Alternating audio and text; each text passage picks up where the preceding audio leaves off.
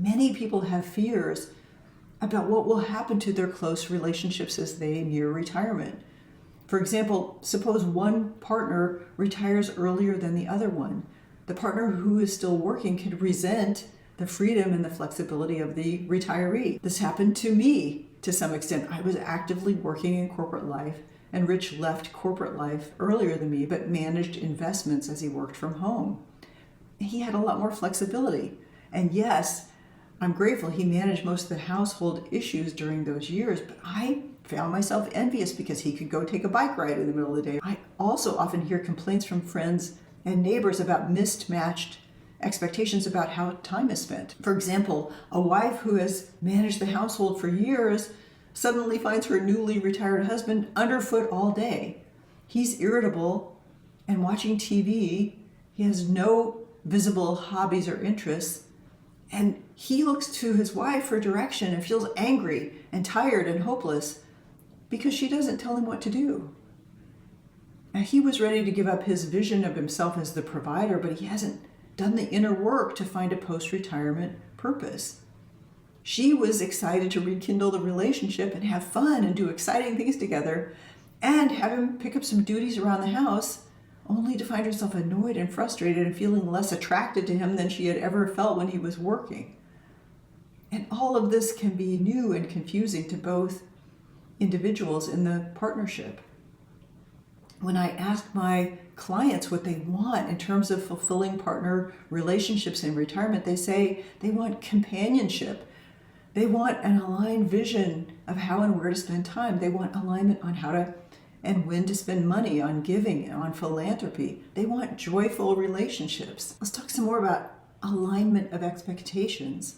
One of the most often cited differences comes when one partner wants to travel, and an ideal life for the other partner is spending time at home.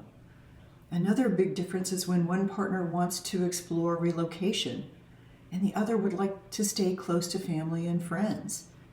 Again, this difference in wanting to relocate is something I experienced myself, and I talked about that in Module 5. I wanted to move west. Rich was not keen to do that at first.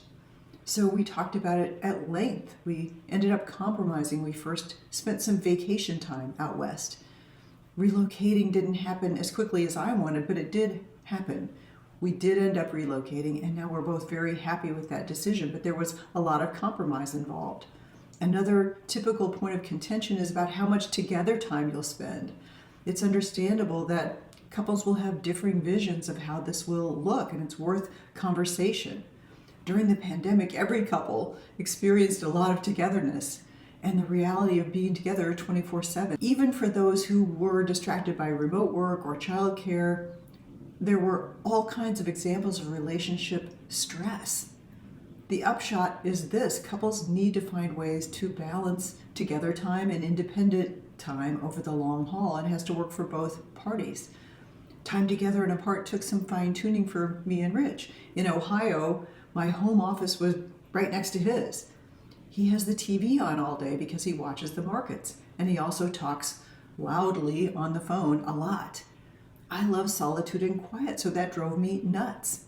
Here in California, my home office and studio are in a casita and garage where I can't hear him. We have a wonderful life and together time during meals, during hikes, during golf, during yoga, errands, outings with friends, but we also carve out time every day to spend pursuing our own work, each in our own separate spaces.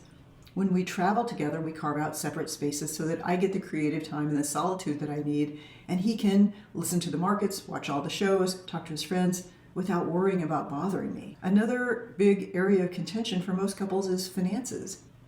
Savings and expenses is another area where couples have a lot of differences.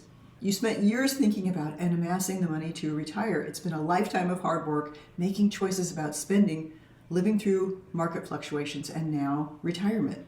This is a time when you rely on the money you have already saved. Most couples need to really communicate to come to alignment on how to spend during retirement. It's natural to have some differing expectations and beliefs about how money should be spent. And this topic is one where many couples have significant disagreements, especially about living within a given budget and spending on big ticket items.